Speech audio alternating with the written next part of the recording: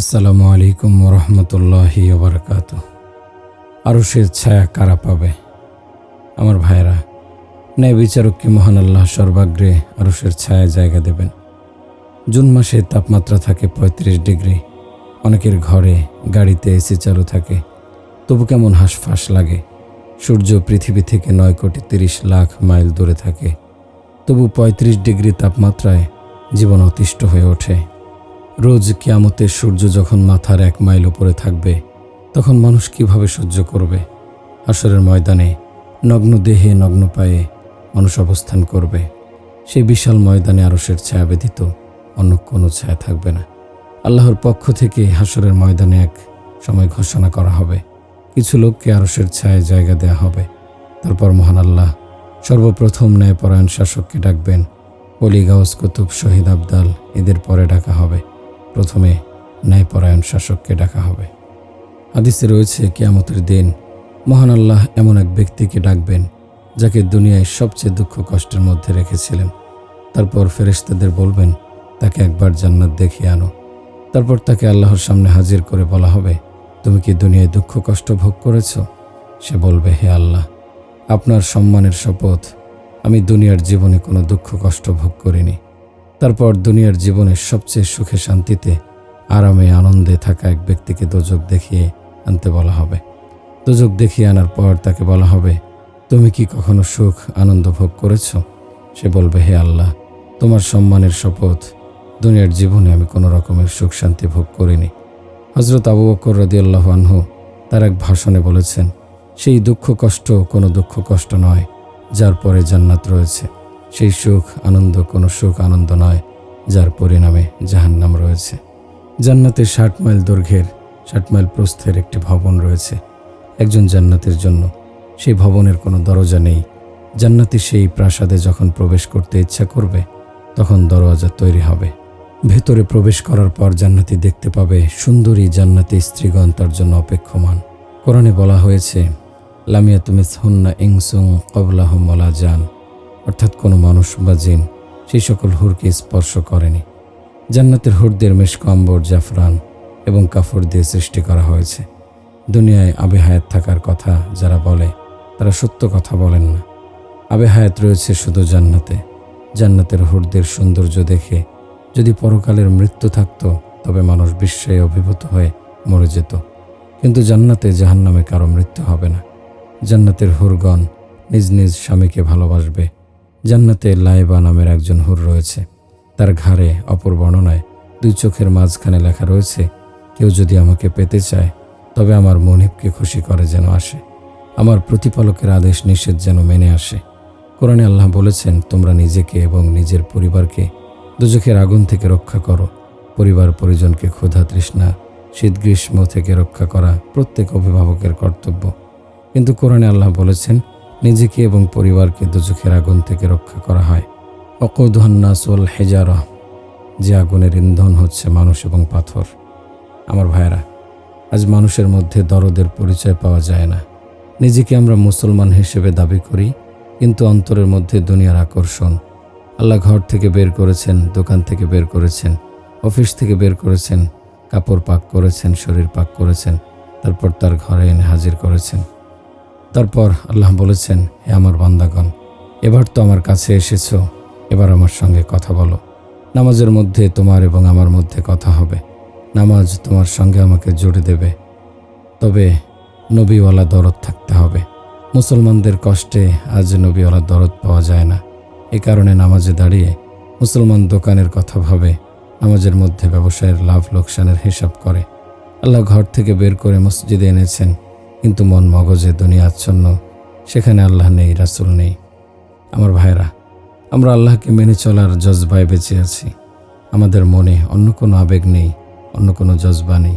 কোরআনে বলা হয়েছে, আমার নামাজ, আমার কোরবানি, আমার জীবন, আমার মৃত্যু সবই বিশ্বজগতের প্রতিপালক আল্লাহর জন্য নিবেদিত। আমার ভাইরা, আল্লাহর বান্দা হয়ে জীবন কাটানোর মধ্যেই রয়েছে জীবনের সফলতা, সার্থকতা। ভেবে দেখুন, কত দয়ালু, কত মহান, কত উদার আমাদের আল্লাহ। আমাদের পাপ বাড়ে, আল্লাহর ক্ষমাও বাড়ে। আমাদের সাহস বাড়ে, আল্লাহ আমাদের হেফাজত করেন। আমাদের পাপের উপর পর্দা ফেলে দেন। আমাদের পাপ গোপন করে রাখেন। আমাদের বেহায়াপনা বাড়ে, আল্লাহর লজ্জাশীলতা বাড়ে। রোজ কিয়ামতে রাসূলুল্লাহ সাল্লাল্লাহু আলাইহি সাল্লাম বলবেন, হে আল্লাহ, আমার উম্মতের হিসাব নেওয়ার দায়িত্ব আমাকে দাও। আল্লাহ বলবেন, কেন? রাসূল সাল্লাল্লাহু আলাইহি সাল্লাম বলবেন, আমি চাই না আমার উম্মত লজ্জিত হোক।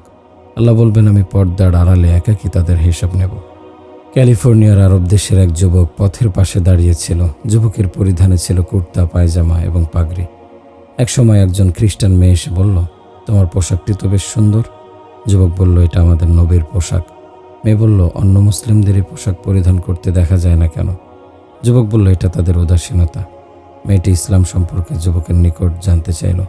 তাকে কিছুক্ষণ ইসলাম সম্পর্কে ধারণা দেওয়ার পর সে বুঝে ইসলাম গ্রহণ করল। রাসূলুল্লাহ সাল্লাল্লাহু আলাইহি সাল্লামের সাহাবা হানজালা রাদিয়াল্লাহু আনহু বিয়ে করেছেন। সকালে উঠে গোসলের জন্য মাথায় পানি দিচ্ছিলেন। এ সময় রণাঙ্গনে মুসলমানদের পরাজয়ের খবর জেনে ছুটে গেলেন এবং শহীদ হলেন। তারপর রাসূলুল্লাহ সাল্লাল্লাহু আলাইহি সাল্লাম দেখলেন হানজালা রাদিয়াল্লাহু আনহুকে ফেরেশতারা শূন্যে গোসল দিচ্ছে। গোসলের পর লাশ নিচে নামানো হয় এবং দাফন করা হয়। স্ত্রীর ভালোবাসা দিনের ভালোবাসার কাছে তুচ্ছ মনে করে হানজালা রাদিয়াল্লাহু আনহু রণাঙ্গনে ছুটে গিয়ে উদাহরণ স্থাপন করে গেছেন। ফ্রান্সে এক শীতের সকালে একটি তাবলিগি জামাতের কয়েকজন লোক পায়ে হেঁটে যাচ্ছিল। হঠাৎ একটি প্রাইভেট কার থেকে দুজন মেয়ে তাদের সামনে নামলো। তারা কিছু মুদ্রা এগিয়ে দিয়ে বলল, শীতে আপনাদের কষ্ট হচ্ছে, আপনারা গাড়ি ভাড়া করে যান। তারা বললেন, টাকা তো আছে আমাদের কাছে, আমরা দিনের দাওয়াত দিতে বের হয়েছি, অধিক পুণ্যের আশায় পায়ে হেঁটে যাচ্ছি।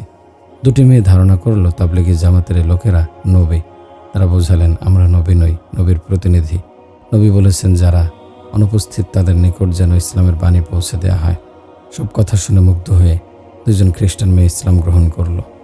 মাওলানা তারিক জামিল বলেন, আমার পিতা মারা যাওয়ার পর একদিন আমি তাকে স্বপ্নে দেখলাম।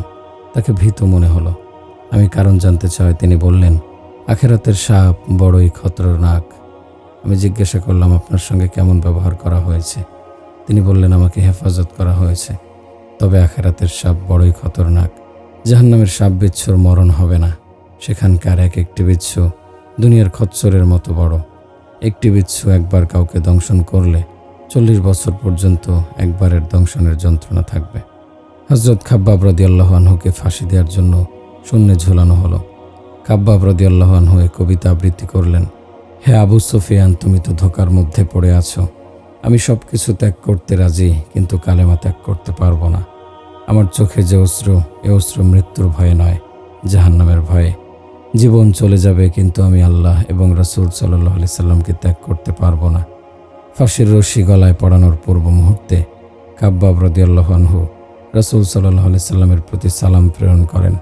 তারপর একদিকে ফাঁসির রশি টেনে ধরা হয়। একই সময় আবু সুফিয়ান খুবাইব রাদিয়াল্লাহু আনহুর প্রতি বর্ষা নিক্ষেপ করে। হযরত জিবরাইল আলাইহিস সালাম রাসূলুল্লাহ সাল্লাল্লাহু আলাইহি সাল্লামের নিকট খুবাইব রাদিয়াল্লাহু আনহুর শাহাদাতের খবর পৌঁছে দেন এবং খাব্বাবের সালাম পৌঁছে দেন। তাবলিগি জামাতের একটি দল আফ্রিকার মাদাগাস্কারে সফর করে এসে জানায়, সেখানে বহু গোত্র ইসলামে দীক্ষা নিয়েছে। প্রায় 10,000 মানুষ ইসলাম গ্রহণ করেছে। তাবলিগি জামাতের লোকেরা ফ্রান্সে 3000 মসজিদে স্থাপন করেছিল। সুলতান সালাউদ্দিন আইয়ুবী ফিলিস্তিনের বাইতুল মুকাদ্দাস জয় করার পর ইউরোপের যুবরাজগণ ফ্রান্সের এক গির্জায় বসে শপথ নিয়েছিল মুসলমানদের হাত থেকে বাইতুল মুকাদ্দাস পুনরুদ্ধার করবে। যে গির্জায় তারা শপথ এবং সংকল্প নিয়েছিল, বর্তমানে সে গির্জা মসজিদে পরিণত হয়েছে। সেখানে ইসলাম সম্পর্কে মানুষদের শিক্ষা দেওয়া হয়। এলাকায় তাবলিগি জামাতের লোকেরা জামাতে যান। সেখান থেকে তৈরি হয়ে তাবলিগি জামাত দাওয়াতের জন্য বের হয়। লোকটির নাম সাইদ হাশমি। বংশপঞ্জিতে দেখা যায় ইমাম হাসান রাদিয়াল্লাহু আনহুর বংশধর। বিয়ে করেছে খ্রিস্টান এক নারী। তার পুত্রকে জিজ্ঞাসা করলাম, তুমি কি মুসলমান? বলল, জি না, আমি ক্যাথলিক খ্রিস্টান, কারণ আমার মা ক্যাথলিক। লোকটির সঙ্গে দেখা হয়েছিল ম্যানচেস্টারে। এক ছেলে এক মেয়ের পিতা, তার সঙ্গে দেখা করতে গিয়েছিলাম। আমাদের পরিচয় জেনেই সে খেপে গেল। বলল, পাকিস্তানে কি ইসলাম পুরোপুরি কায়েম হয়ে গেছে, যে এখন আপনারা ইংল্যান্ডে এসেছেন? শুনুন, পাকিস্তানে ঘুষ আছে, ব্যভিচার আছে, যান সেখানে গিয়ে ইসলাম প্রচার করুন। আমার সময় নষ্ট করবেন না। যদি টাকা পয়সা বেশি হয়ে থাকে তবে কিছু দিয়ে যান। এখানে অনেক গরিব লোক আছে, তাদের মধ্যে বিতরণ করা যাবে। মোট কথা, লোকটা আমাদেরকে যথেষ্ট অপমান করলো। এ সময় হ্যালো হ্যালো বলে তার স্ত্রী ভেতর থেকে এসে হ্যান্ডশেকের জন্য হাত বাড়িয়ে দিল। আমরা সরি বলে চুপ করে রইলাম। লোকটি তার স্ত্রীকে জড়িয়ে ধরে চুমু দিতে লাগলো আর তাকে সান্ত্বনা দিতে লাগলো যে ওরা অভদ্র, আনকালচার্ড, তুমি কিছু মনে করো না। লোকটি বলল, তোমরা আমার স্ত্রীকে অপমান করেছ। আমরা বললাম, দেখুন, ইসলামে বেগানা স্ত্রীর সঙ্গে হ্যান্ডশেক হারাম, এই কারণে আমরা হ্যান্ডশেক করিনি।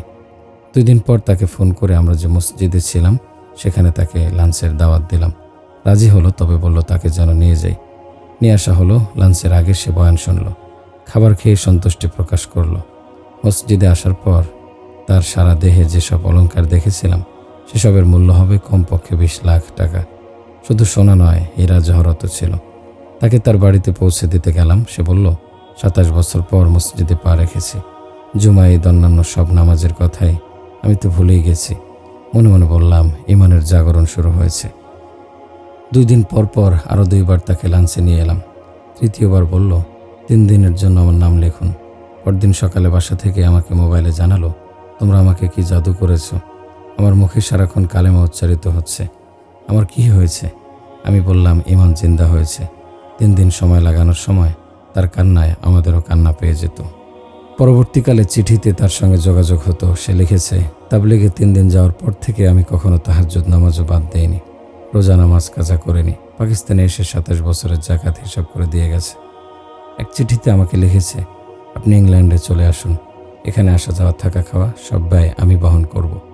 তাছাড়া আপনার আমেরিকান নাগরিকত্ব পাইয়ে দেওয়ার দায়িত্ব আমার। আপনি এখানে ইসলাম প্রচার করবেন। এখানে ইসলাম প্রচার প্রসারের বেশি প্রয়োজন। উম্মতে মুহাম্মাদের বয়স্ক লোকদের আল্লাহর নিকট বিশেষ মর্যাদা রয়েছে। 50 বছর বয়স হলে হিসাব সহজ করে দেওয়া হয়। 60 বছর বয়স হলে বান্দা আল্লাহর বিশেষ নেক নজরে থাকে।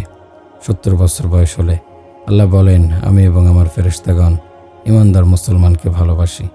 80 বছর বয়স হলে আল্লাহ বলেন, এরকম বয়সের ইমানদার মুসলমানকে দুজখের আযাব দিতে আমার লজ্জা হয়। 80 বছর বয়স হওয়ার পর আল্লাহ তার এই বান্দার নামে শুধু নেকি লেখার জন্য ফেরেশতাদের আদেশ দেন। কোরআনে মহান আল্লাহ বলেন, ই'লামু ইন্নামাল হায়াতুদ দুনিয়া লাইবু ওয়া লাহউ, অর্থাৎ জেনে রেখো, এই দুনিয়ার জীবন হচ্ছে খেলতামাশা। মাঠে ছেলেরা যখন খেলতে থাকে, কেউ যদি প্রশ্ন করে তোমরা কি করছো, তারা বলে আমরা খেলা করছি। বাজারে গেলে আমরা মানুষকে নানা রকমের কাজে ব্যস্ত দেখতে পাই। পথের পাশে ডুগডুগি বাজিয়ে এক শ্রেণীর লোক বানর নাচ দেখায়, সাপের খেলা দেখায়। নারী পুরুষ ঘরে বাইরে যেসব কাজ করে সেসব কাজও আসলে ক্রীড়া কৌতুক। লাহু ওয়া লাইব, দুনিয়ার জীবনের কোনো গুরুত্বই আল্লাহর নিকট নেই। এখানে আল্লাহ যাকে যতদিন হায়াত দান করেছেন সে সময় কাজে লাগিয়ে যারা আল্লাহর বন্দেগী করে, আল্লাহকে সন্তুষ্ট করতে সক্ষম হয়, তাদের জীবনী সার্থক, সফল। কানাডায় আমাদের জামাত যাওয়ার পর সেখানে অবসরপ্রাপ্ত সেনা কর্মকর্তা কর্নেল আমির উদ্দিন আমাদের সঙ্গে যুক্ত হলেন। তিনি আসলে ভারতের নাগরিক। ডেনিভারে একটি ক্লাবে নাচ গান হতো। কর্নেল আমির উদ্দিনকে নিয়ে আমরা সেখানে গাছতে গেলাম। আমরা দেখলাম বিকিনি পরিহিত একটি মেয়ে মঞ্চে নাচছে, আর নাচের সঙ্গে তাল মিলিয়ে একজন লোক ড্রাম বাজাচ্ছে। সাদাদাড়ি, ব্যক্তিত্ব সম্পন্ন চেহারা, উঁচু লম্বা, স্বাস্থ্যবান কর্নেল আমির উদ্দিন উচ্চ কণ্ঠে বললেন, কি হচ্ছে এখানে? সঙ্গে সঙ্গে নাচ বাজনা বন্ধ হয়ে গেল। মেয়েটি মঞ্চ থেকে নেমে পেছনে গিয়ে তার শালীন পোশাক পরিধান করল। পোশাক পরিধান করে এসে মেয়েটি কর্নেল আমির উদ্দিনের পেছনে দাঁড়ালো। আমির উদ্দিন সংক্ষেপে সবাইকে ইসলামের দাওয়াত দিলেন। মৃত্যু পরবর্তী জীবনের শাস্তি এবং পুরস্কারের কথা বললেন। মেয়েটি বলল, আমাকে কি করতে হবে বলুন, আমি এই জীবন চাই না। কর্নেল আমির উদ্দিন নর্তকী এবং তার স্বামীকে কালেমা পড়িয়ে মুসলমান করলেন। তারপর বললেন, এখানে 3 দিন তাবলিগি জামাত অমুক মসজিদে অবস্থান করছে, তোমরা সেখানে আসবে, তখন তোমাদের করণীয় জানিয়ে দেওয়া হবে। 2 মাস পরে আমরা যখন টরেন্টোয় ছিলাম তখন সে মেয়েটি মোবাইল করলো। সে বলল, হ্যালো মিস্টার কর্নেল আমির উদ্দিন, আপনি কি আমার কথা ভুলে গেছেন? আমি আপনাকে ভুলিনি। আপনার অবগতির জন্য জানাচ্ছি, আমি এখন নিয়মিত পর্দা মেনে চলি। ঘরের বাইরে বেশি একটা যাই না। আগে আমি প্রতি রাতে নাচের জন্য $500 নিতাম, এখন আমি কাজে যাই না। আমার স্বামী একটি কারখানায় প্রতিদিন $40 মজুরিতে কাজ করে। সে টাকায় আমাদের সংসার চলে। মেয়েটি আরও জানালো, আপনি বলেছিলেন আমরা যেন নিজেদের আত্মীয় স্বজনদেরকেও ইসলামের দাওয়াত দেই। দাওয়াত দেওয়া পুরুষদের যেমন দায়িত্ব, মেয়েদেরও দায়িত্ব। সে জানতে চাইল, কিছুদিন আগে আমি এবং আমার স্বামী বাসে সফর করছিলাম। হঠাৎ এক জায়গায় বাস ব্রেক কষল। এতে আমার হিজাবের কিছু অংশ খুলে গিয়েছিল। আমার বাহুর 1/4 প্রকাশ হয়ে যায়। বলুন, এই পাপের কারণে আমাকে দোজখের আগুনে জ্বলতে হবে কিনা? কথা বলে মেয়েটি কাঁদতে শুরু করলো। অথচ মাত্র 2 মাস আগে সে ইসলাম গ্রহণ করেছে। আসল কথা হচ্ছে, যদি আমরা সঠিক নিয়মে তাবলীগ করতে পারি, তবে পথভ্রষ্ট মানুষ দিনের পথে ফিরে আসবে এবং সঠিক শরীয়তি বিধান মেনে চলবে।